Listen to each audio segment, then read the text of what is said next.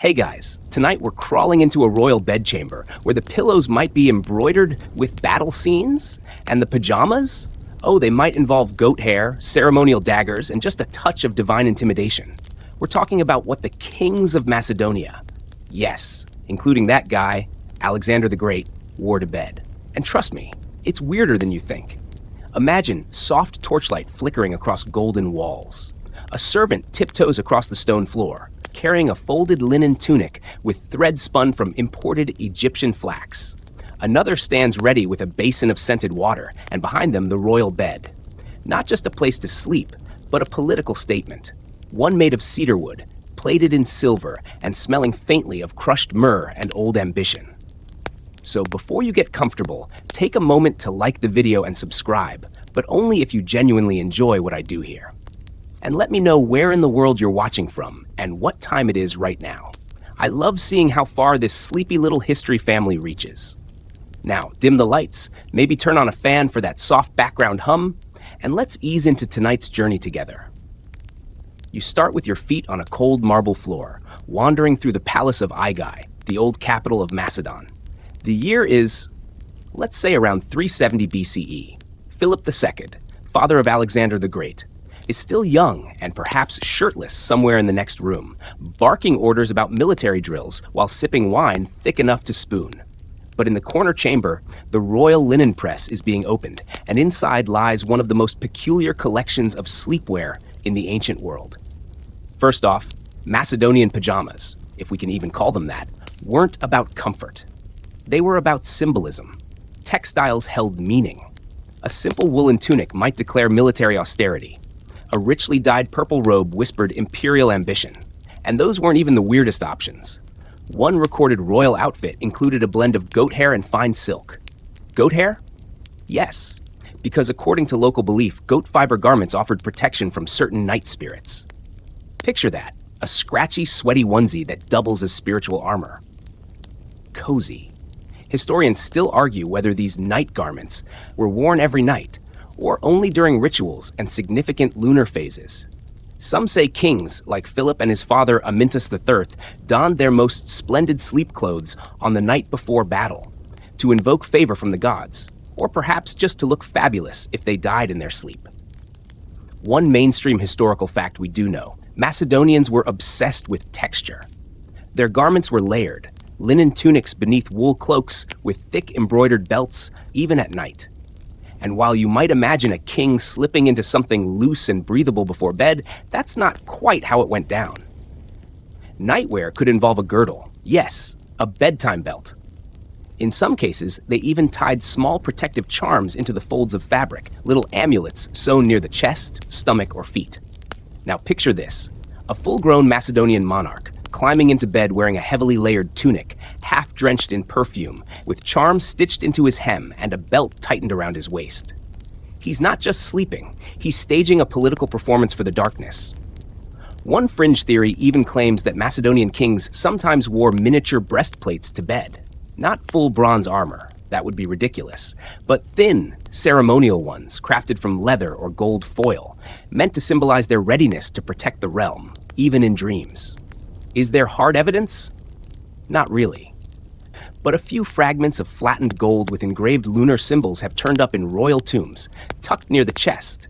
Interpret that as you will. Also, let's not forget the foot fashion. While most people slept barefoot, or, just avoided stepping on cold stone, some royal sleepers reportedly wore soft felt slippers into bed. Why? Two possibilities. First, because they had floors colder than your ex's texts. And second, because if a servant needed to wake you in the night, you could slip into your status shoes before facing whatever nonsense was happening. And speaking of servants, don't think the king undressed himself. No. Bedtime was a team sport.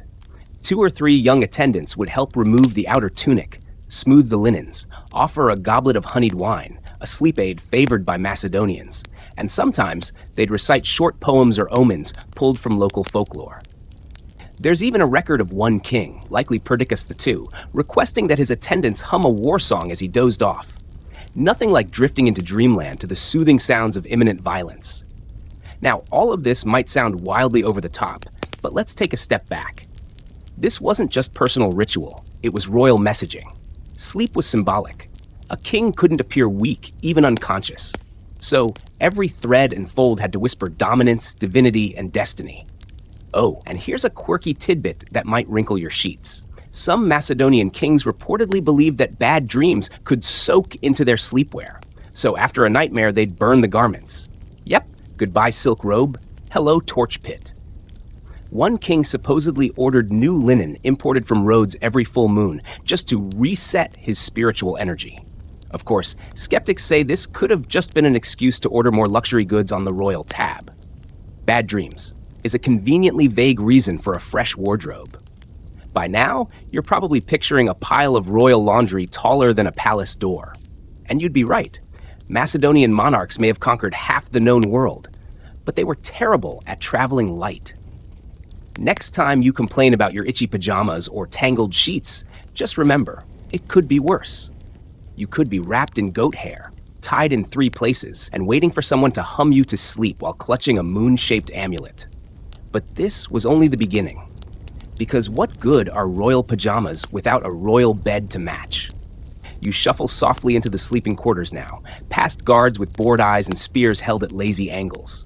Inside, the king's bed awaits, not just a place for sleep, but a stage for dreams, fears, secrets, and the occasional midnight plan to invade Thrace. Let's talk royal beds, because Macedonian kings didn't just toss a straw mat in the corner and call it a night.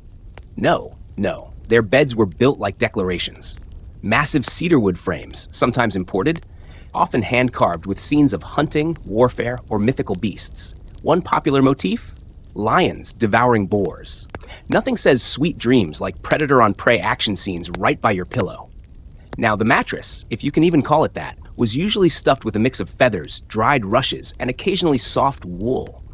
Think of it as firm, slightly uneven, and just scented enough to remind you of last autumn's goat festival. Sheets? Linen, mostly. The finest kinds came from Egypt or coastal Greek cities like Miletus. Light in summer, layered with wool blankets in winter, often dyed with soft hues, though never black.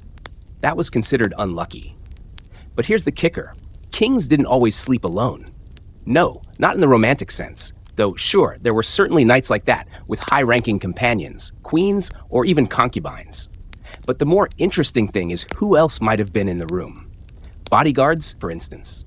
The famous Somatophylakes, the king's personal guards, often slept just outside his door, or in times of political tension, inside the chamber itself, posted in shifts. Imagine trying to sleep while 2 guys in bronze helmets hover silently near your wardrobe. Cozy. And then there were pets. Alexander the Great was said to have loved animals deeply. As a boy, he tamed Bucephalus, his famously unmanageable horse. But lesser known is the rumor that he kept a favored hound in his tent, even in adulthood. Whether Macedonian kings allowed pets on their royal sheets is up for debate, but animal presence near the bed was common. Some kings kept hunting dogs near their chambers, more as status symbols than cuddle buddies. Let's not forget the lighting. You, modern listener, may reach for your phone and scroll yourself to sleep. But in ancient Macedon, bedtime light came from flickering oil lamps placed in sconces or low copper stands. The flame, fed by olive oil and controlled with cloth wicks, cast a warm, undulating glow on the embroidered tapestries that lined many royal walls. Perfect for soothing the nerves, unless, of course, a draft blew through and turned your room into a shadow puppet show of horrors. And speaking of nerve-soothing, let's talk snacks. Macedonian kings were warriors, yes, but they also had nighttime cravings like the rest of us. A plate of dried figs, almonds, and slices of cheese often sat on a low table by the bed. Wine, watered down and warmed slightly, might be offered with honey and crushed herbs, part digestive aid, part sedative. One fringe account claims Philip II preferred a spoonful of raw garlic before bed, which he believed cleared the blood of treachery. The real side effect? Probably some very awkward morning breath. Now here's your mainstream historical fact of the night. Macedonian kings slept irregular hours. They rose before sunrise for war councils and military training, often slept in bursts, and took daytime naps, siestas if you will, when battles weren't raging. Sleep wasn't a long nightly ritual so much as a flexible, broken necessity. It's said that Alexander, even at his busiest, could nap in full armor leaning against a tree. Try doing that with your memory foam pillow. But inside the palace, there was more ceremony. One ritual practiced by certain kings involved laying a small bronze dagger beneath the mattress. Not for protection, though, let's be honest, it had layers, but to cut through evil dreams. This belief was tied to Thracian folklore, which mingled freely with Macedonian tradition, especially among the common people who served the court. And kings, superstitious as they were, often borrowed from the fears of their foot soldiers. Historians still argue whether the dagger under the bed custom was widespread or exaggerated by later Greek writers who wanted to make Macedonian kings seem a bit more tribal. But one thing's clear, these weren't men who truly relaxed at night. Power didn't allow for that. Even at their most vulnerable, lying down, eyelids fluttering, thoughts slipping into chaos, they maintained control through ritual, posture, even furniture. And oh, the bed placement mattered. You wouldn't just toss a mattress under a window. The head of the bed often faced east, toward the rising sun, symbolizing rebirth and divine favor. Curtains or wall hangings could depict gods watching over the king, with Zeus or Heracles looking especially swole and protective. Imagine trying to sleep under the gaze of a six-pack carved into cotton. Here's a quirky detail to top it all off. Some beds had wheels. Not for joyrides down palace hallways, though that mental image is delightful, but to allow the bed to be repositioned depending on season or ceremony. Sometimes the king wanted to face the moon. Other times, a priest advised a new angle for better dream channeling. And occasionally, the room itself moved. Certain kings had mobile sleeping tents that could be carried within the palace or rolled into gardens for fresh air. Call it ancient glamping. And yes, these tents were decked out. We're talking dyed silk, embroidered stars on the inner roof, and bronze pegs shaped like birds or lions. You haven't lived until you've heard a historian describe a sleeping pavilion. So there you are, lying down in that grand bed, linen soft under your fingers, the ceiling above you painted in constellations, a half-eaten fig drying on your bedside dish. A guard coughs. The oil lamp flickers. Somewhere in the distance, a flute echoes faintly from a banquet hall still going strong. Sleep comes slowly, but it comes. And just when your mind starts to drift, just when your muscles begin to uncoil, you hear footsteps in the hallway. Heavy. Purposeful. Someone's coming. But don't worry, we'll save that dream for later. You open your eyes in a smaller, quieter chamber now. The torchlight is dimmer here. No carved lions, no silk tents. Just a soft bundle of woolen blankets, a low stool with a basin, and the faint scent of cedar smoke drifting from a brazier in the corner. This is where Alexander, yes, that Alexander, curled up as a child. Not yet the great. Just a boy with skinny arms, wild ideas, and probably a bedtime he didn't enjoy. Tonight, we're stepping softly into the prince's boyhood bedroom, where dreams weren't just dreams. They were prophecy, expectation, and sometimes a little bit terrifying. Alexander's early nights were shadowed by greatness. His father, Philip II, was already conquering tribes and expanding Macedon's power, while his mother Olympias whispered into her son's ears that he was no mere mortal. According to her, he was descended from Achilles, and possibly fathered by Zeus himself. You know, standard bedtime talk.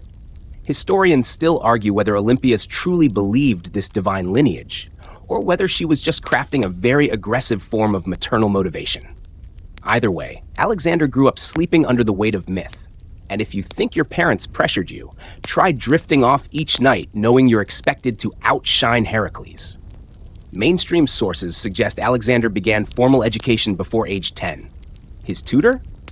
Oh, just some guy named Aristotle. Between philosophy and politics, Alexander also studied omens, symbolism, and dream interpretation. Even as a child, he believed sleep was a gateway, not just to rest, but to messages from beyond. Imagine tucking in with a head full of Socratic ethics and a fear that the moon might be trying to tell you something.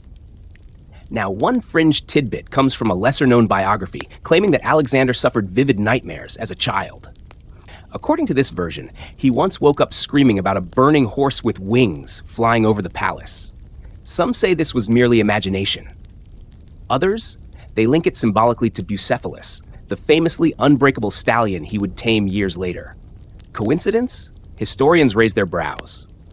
But not all dreams were terrifying. In fact, one dream changed the course of his life, literally. When Alexander was around 9 or 10, he dreamt of a lion wearing a crown, standing atop a mountain. He told Olympias. She, of course, called in the local seers, who interpreted it as a divine sign. The boy would rise above kings. From that night on, Alexander began wearing a tiny lion claw charm beneath his nightshirt. Yes, a child-sized lion claw, possibly fashioned from bone or bronze, wrapped in soft wool and tied with purple string. Sleep had become performance, ritual, even at age 10. And then there was the bed itself, less grand than his father's, but still regal. Raised off the ground, carved simply, and dressed in thick wool. Macedonian winters were harsh, especially in the foothills of Aigai. The fireplace in the corner would crackle low, and servants would sometimes heat stones and wrap them in cloth to tuck near the boy's feet. Call it ancient central heating, minus the thermostat. But not all nights were cozy. Once, in the dead of winter, the court was awakened by shouting from Alexander's room. When the guards rushed in, they found him standing at the foot of his bed, wide-eyed, fists clenched, saying, "He came with thunder." He refused to sleep for 2 days afterward. Olympias claimed it was Zeus appearing to prepare her son for destiny. Philip grumbled something about feeding him less honey before bed. And Aristotle? He allegedly wrote a note to himself. The boy dreams like a tyrant, dangerous but promising. Whether true or mythologized, these stories paint a clear picture. Alexander's childhood was wrapped in wonder, anxiety, and overwhelming expectations. Even his downtime, the quiet moments before sleep, wasn't his own. He was always becoming something. Now here's a quirky little practice. Young royals in Macedonia were sometimes given dream assignments.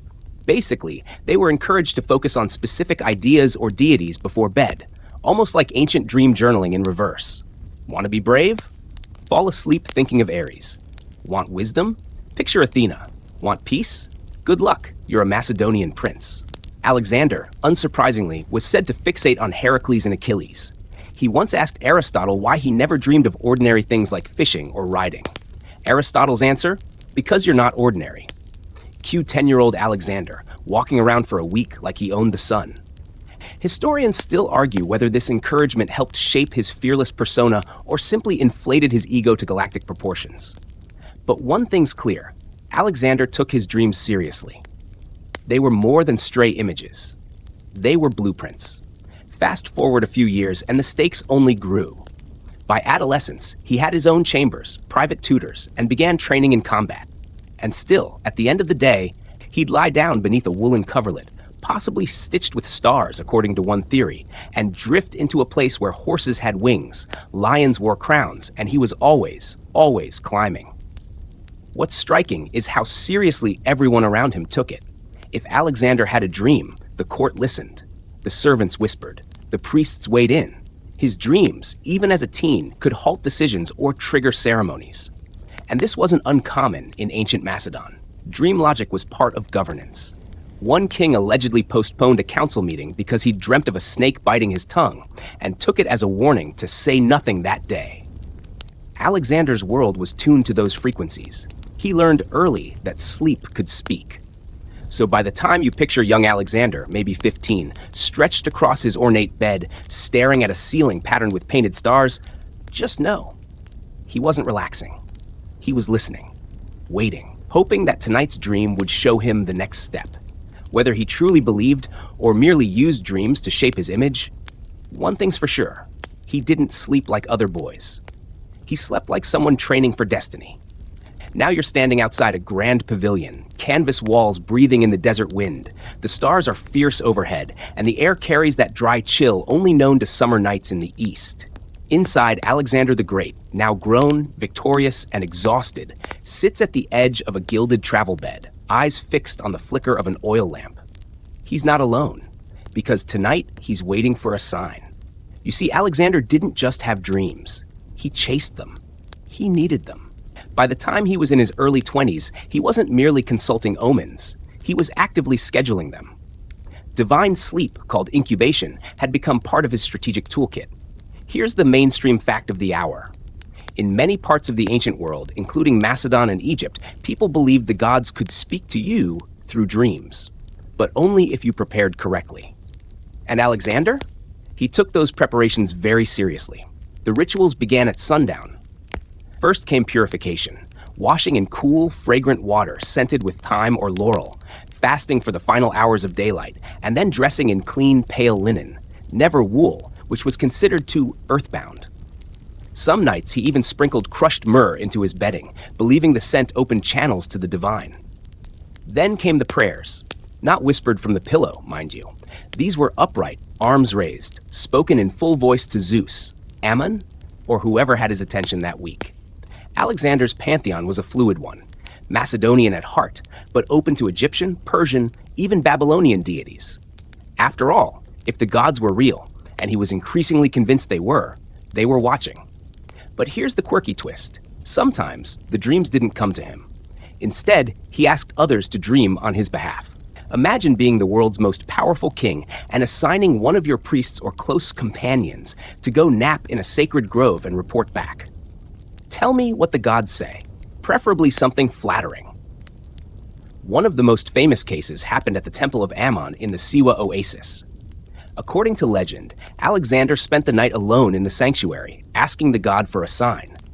The next morning, he emerged with a serene smile, refused to disclose the dream, and let rumors spread that Ammon had confirmed him as the son of Zeus. The PR value? Chef's kiss.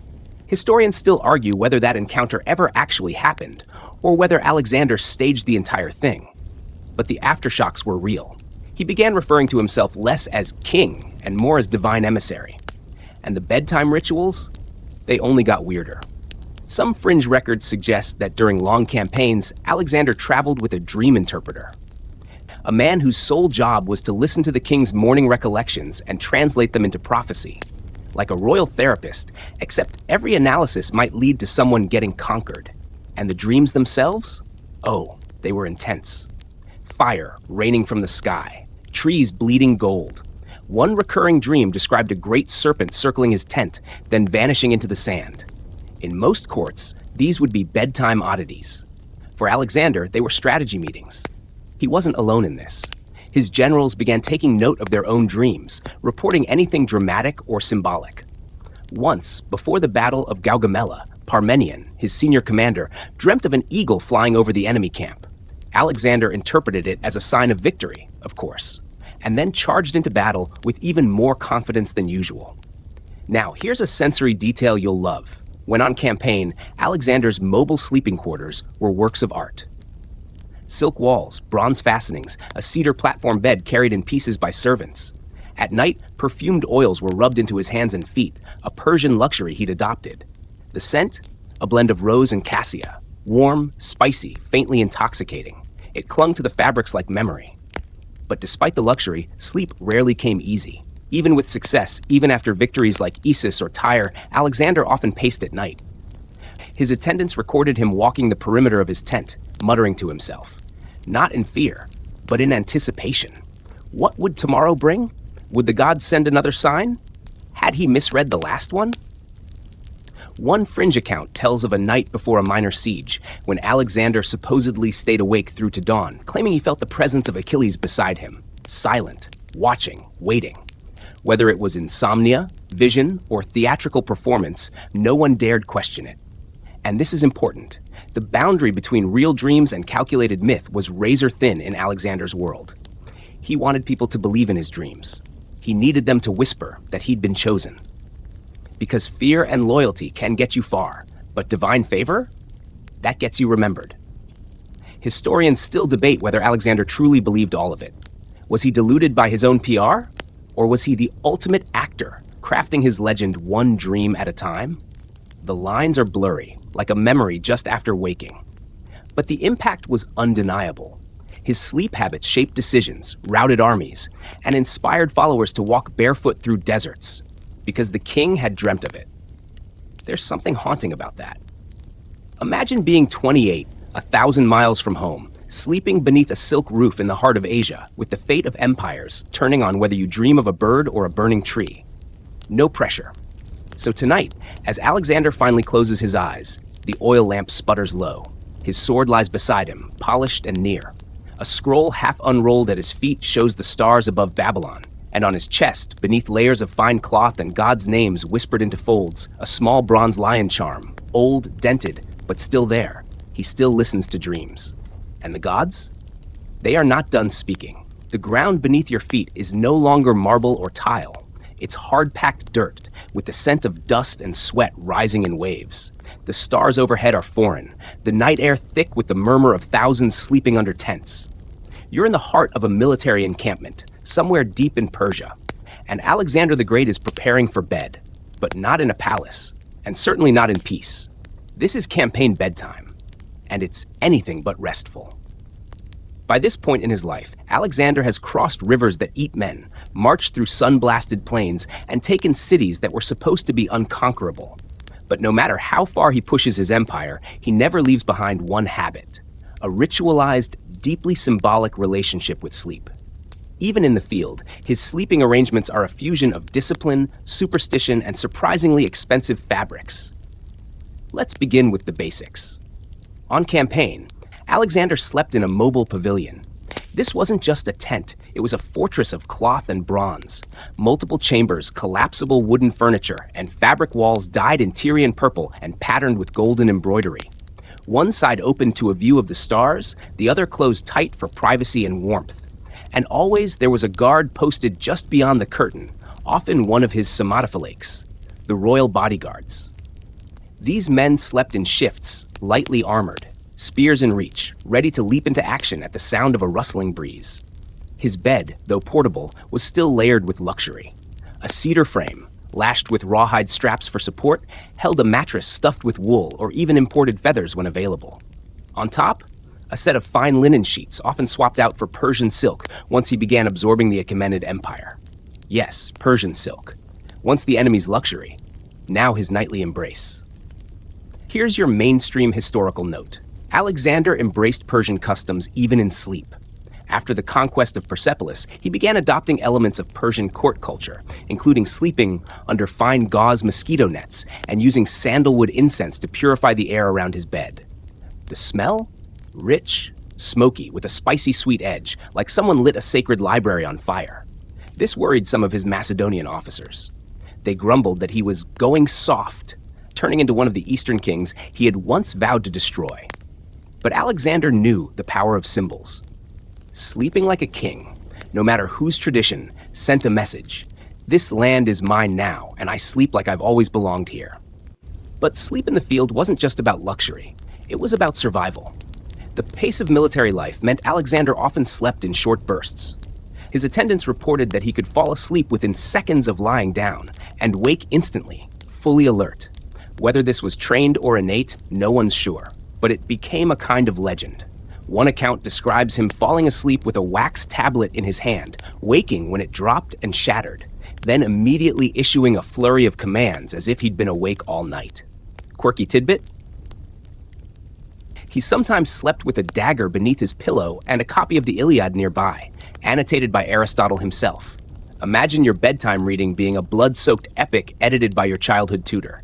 Now, about those pillows. Alexander preferred firm ones, likely stuffed with wool or flax. But there's a fringe theory that after the conquest of Susa, he acquired a Persian head cradle, a curved wooden block designed to keep the neck aligned during sleep. Used more commonly in Egypt and Mesopotamia, this strange tool was said to prevent headaches and allow the user to dream more clearly. Whether he used it once or nightly is unclear, but fragments of one were found near a royal tent site in Bactria. Take that as you will. And what about what he wore to bed? Here's where function met flair. On the move, Alexander often dressed down, linen tunics, sometimes no cloak if the heat was severe. But even these simple garments were often dyed with expensive saffron or edged with gold thread. On colder nights in the mountains or desert, he wore a thick Macedonian chlamys cloak, fastened with a lion-headed brooch. Warm, practical, intimidating. Just the thing to make insomnia feel heroic. And yet, sleep was never truly safe. Assassination attempts were not unheard of. Once, while camped in a remote valley, Alexander reportedly slept with a dog tied to his wrist by a length of rope. If anyone approached, the dog would bark and yank his arm awake. Whether that story's true or embellished, it perfectly illustrates his paradox. A god in the day, a hunted man by night. Still, Alexander found ways to rest. Sometimes he'd sleep beneath the open sky, using a saddlebag for a pillow and his cloak as a blanket. His men would watch from a distance, murmuring that their king slept like one of them. But then, in the morning, he'd rise and step into a silken robe so finely made it rippled like water. That balance between soldier and sovereign was everything. Historians still debate whether Alexander ever truly rested. Even in his deepest sleep, his mind likely whirled with plans, omens, and possibilities. Did the gods speak to him on those long desert nights? Or was it the heat and exhaustion, tricking a brilliant strategist into seeing patterns in dreams? We may never know. But what we do know is this: his army followed him, in part because of how he carried himself, even when he slept. Soldiers peeked at the golden edges of his bedding, whispered about the incense, the muttered prayers, the dreams. And they believed, not just in their commander, but in his connection to something greater. You close your eyes now, wrapped in the heat of a desert wind, listening to the rustle of canvas and the distant snore of a war elephant. Alexander shifts on his bed, reaching for the dagger beneath his pillow. Just a reflex. Somewhere in the folds of silk near his chest, a bronze lion charm still hangs, old, dented, quietly humming with memories of boyhood prophecies. The fire burns low. The night deepens, and dreams approach. The lamp burns low in Babylon. The air hangs thick with heat, heavy from the scent of lotus oil, incense, and secrets. You step quietly through a palace corridor slick with shadow, where the laughter from a banquet still echoes faintly behind you, muffled now by velvet curtains and tension. This is not the roaring triumph of Alexander's earlier years. This is the twilight, the long exhale before something ends. And here, in this strange, luxurious city, pajamas become politics. Welcome to the last bedsheets of a king. By now, Alexander has conquered more than anyone thought possible. Persia, Egypt, half of the known world. But in Babylon, the victory feels different, hollow. The palace is filled with foreign diplomats, murmuring generals, and old friends who no longer trust each other. Everyone smiles too much, drinks too much, and sleeps too little. And Alexander? He's caught somewhere between exhaustion and ambition, between becoming a god and burning out entirely. It's here, in the spring of 323 BCE, that he begins to host what scholars sometimes call the sleepover diplomacy. In a massive wing of the Babylonian palace, he holds informal late-night gatherings, lounging on cushions, sharing drinks, storytelling, and discussing dreams. These weren't military councils. They were half pillow talk, half imperial chess. What did the omens say? What did the priests whisper? Who would rule what after he was gone? And hovering above it all, Alexander's increasingly bizarre bedtime rituals. Let's begin with the silk. By this point, his garments are more Persian than Macedonian. At night, he wears a long, flowing robe dyed a deep indigo, threaded with gold and embroidered with constellations. Not just for looks.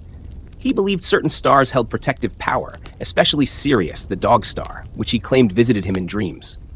Mainstream historical fact: after conquering Babylon, Alexander took up many courtly customs from the old Persian kings, including elaborate sleep preparations. His chamber was perfumed nightly.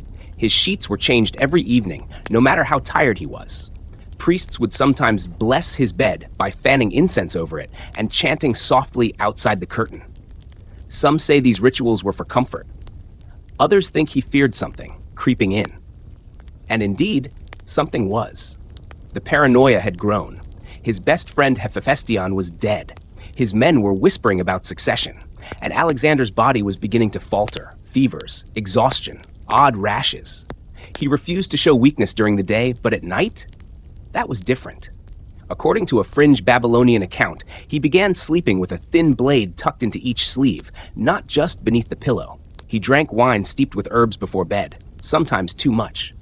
One record describes him being helped to bed, half collapsing into cushions, murmuring about rivers of gold and wings made of smoke. Historians still argue whether his decline was due to poison, disease, or sheer physical collapse from years of conquest. But one thing is certain: his final days were soaked in ritual. Before sleep, he ordered astrological readings, charts drawn to measure whether the stars aligned for rest or warning. On at least one night, the omens were so grim that he postponed sleep entirely, instead pacing his chambers in silence until dawn, while his attendants pretended not to watch. Now here's your quirky tidbit. During this period, Alexander began to insist that his pillow be turned 3 times by 3 different people before he lay down. No one quite knew why. Some thought it was superstition, others believed it was a symbolic gesture, turning fate itself. One night, a servant forgot to do it, and Alexander made him redo the entire bedding process from scratch. The poor man had to fluff the mattress, reheat the linens, and summon a priest to rechant the protective verses. Because if Alexander feared anything, it wasn't his enemies. It was the invisible, omens, betrayal, gods gone quiet. But it wasn't all madness. In these last months, he also showed strange tenderness. His new wife Roxana was often near. Some say she helped with his nightly rituals, rubbing oils into his arms, humming softly, and sharing her people's sleep customs. She brought a small carved charm from Bactria, a crescent moon and a fish, tied it to the edge of his pillow. He never removed it. The strangest night of all may have been the last one he remembered clearly.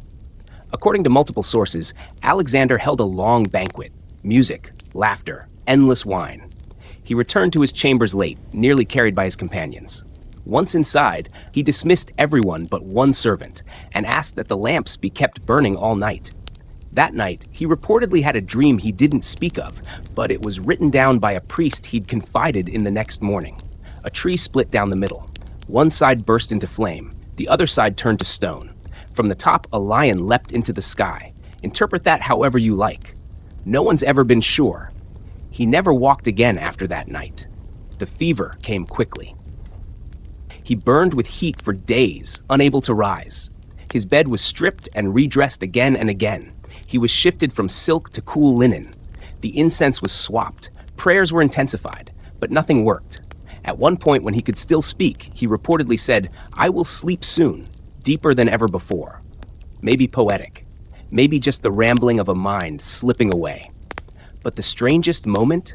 As he grew weaker, he asked to be placed near the windows of the palace, where the hot Babylonian wind could touch his skin. He asked that no one close the shutters. He wanted to see the stars. Maybe hoping Sirius would show up one last time. And finally, when he could no longer speak, he signaled something to his guards. Some say he pointed to the lion charm beneath his sheets. Others say he mimed a sword across the chest. Either way, they understood. He died in his bed, not in battle, not in glory, but under silk, breathing incense and whispering into a world that may or may not have listened. Outside, the court began to panic. Who would rule now? Where was the heir? But inside, the night deepened.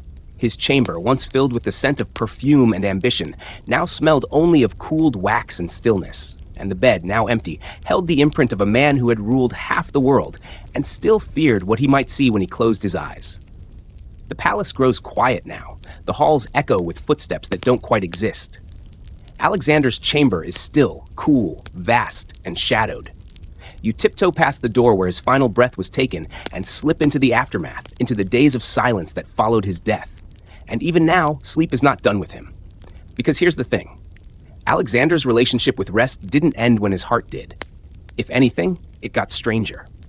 His body became a contested relic, his bed an artifact, and his final sleep, the eternal one, a battleground for myth, politics, and superstition. Let's start with the funeral, or rather the delay. After Alexander's death in 323 BCE, his generals didn't rush to bury him. No, they argued. Who would take the body? Where would it be entombed? Macedonia? Babylon?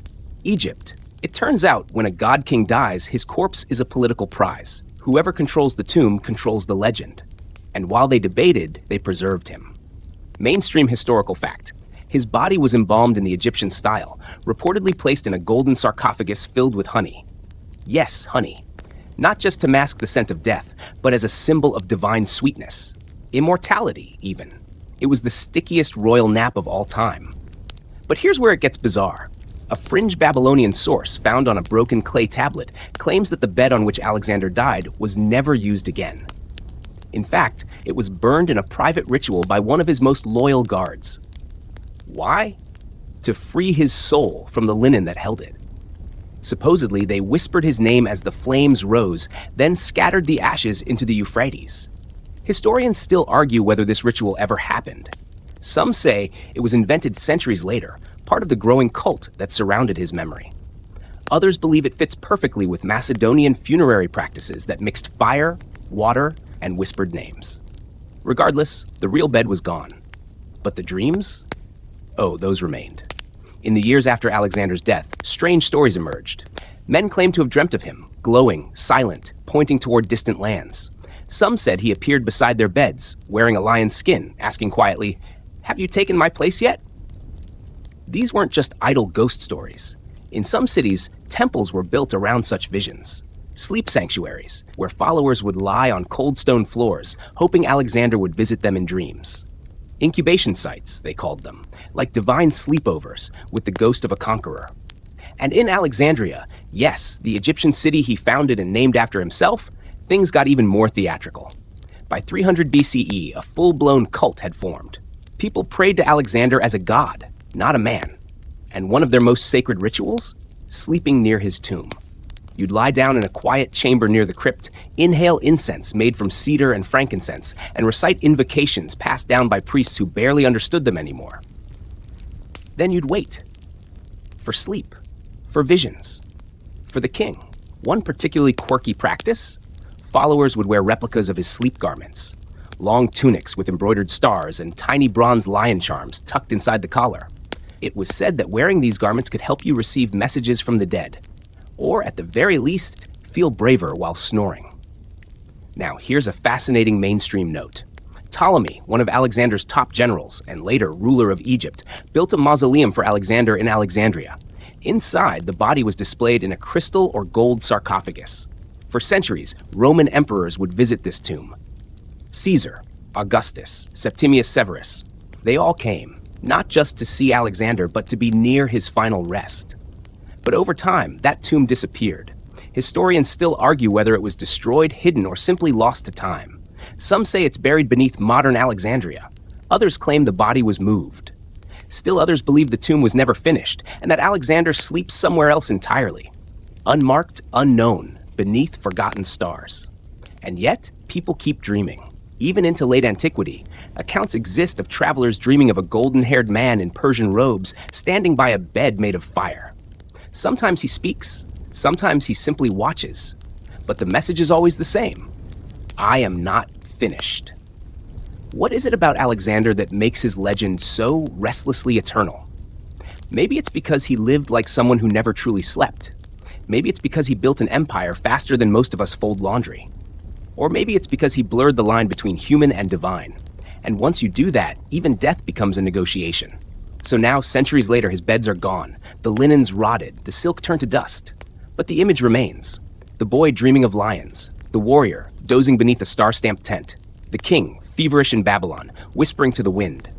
And somewhere, maybe in a temple, maybe just in your imagination, a soft voice lingers. Not loud, not commanding, just curious. Are you dreaming of me? You're drifting now, far from the throne rooms and burning cities, far from the clamor of armies and the gold-threaded pillows. All that noise is gone. What's left is a soft hush, the kind that wraps around your ears when the world finally stops spinning. This is where the story settles, in the quiet after conquest, where Alexander the Great, legend, myth, and sleepless dreamer becomes something else entirely. Not a king, not a god, just a memory, curled under embroidered sheets. Because if the rumors stopped at his tomb, we might have closure. But Alexander's sleep didn't end with his death, or even with the rise and fall of his empire. It kept going, into myths, into rituals, into the peculiar, oddly specific obsession with how the man slept. And that's where we are now, following the echoes. In the centuries after his death, stories about Alexander's bedtime habits were passed down like sacred recipes, some absurd, others oddly intimate. Here's one of the stranger ones. A Byzantine chronicle tells of a secret sect in Asia Minor, centuries after Alexander's death, who kept a relic said to be his sleep robe. Not a sword, not a crown, a robe. They believed it carried dreams. Literally. They'd take turns sleeping with it, draped across their shoulders, hoping for visions. Not of conquest, but of understanding. A chance to grasp what drove him. The chronicler adds dryly, none understood it, but all claimed they dreamed in fire. Quirky? Absolutely. But it shows you something important. People weren't just obsessed with what Alexander did. They were obsessed with what he felt. And sleep, more than war, more than speeches, was where he let it all show. We often imagine conquerors as sleepless, restless, constantly pacing the war map, but Alexander needed sleep, not just physically, but spiritually.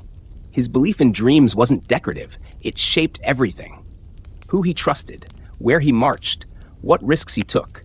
It made him bold, it made him bizarre, it made him unforgettable.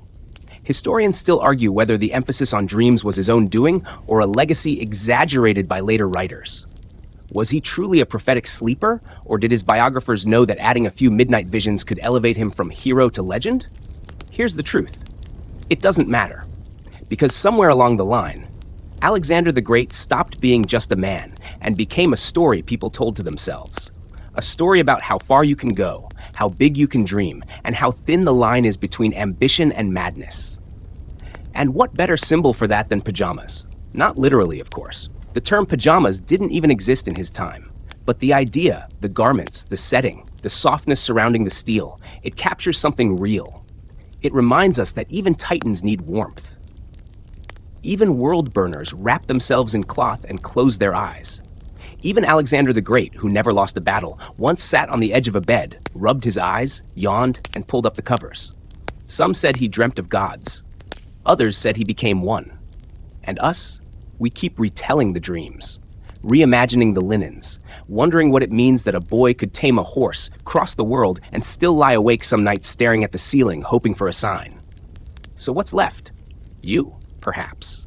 Listening to all of this, letting it settle like dust over your thoughts. You won't remember every fact. You might forget the silk robes and the lion charms and the incense made of sandalwood and regret, but you'll remember the image. A bed, under stars, a young man, not yet a legend. Closing his eyes, asking softly into the dark. Am I ready? Maybe you've asked the same. Maybe that's why the story still matters. Because we're all just trying to rest easy under the weight of our own kingdoms, real or imagined. Now the fire is low. The tent walls are still. The palace corridor is empty. All the grand banquets and battles and whispered prophecies have faded to a soft, steady hush. You lie back on your own bed now, whether it's silk or cotton, feathers or foam, and let the quiet settle into your chest. Breathe in, breathe out. You can almost feel the warmth of that ancient linen, the faint scent of oil and earth, the heavy stillness of a desert night. Somewhere in the distance, maybe, a horse shifts, a wind chime stirs, a flute plays one last note and then disappears. Let your shoulders fall, let your jaw unclench. You don't need to conquer anything tonight. You don't need omens, you don't need a lion charm, you don't even need answers. Just let the story drift with you into the soft corners of your thoughts. Alexander is still out there, maybe, in someone's dream, someone's dusty history scroll. Or maybe just curled up quietly in a tale like this one, waiting to be retold. Not marching, not ruling, just sleeping. And now, so can you. Good night, my friend.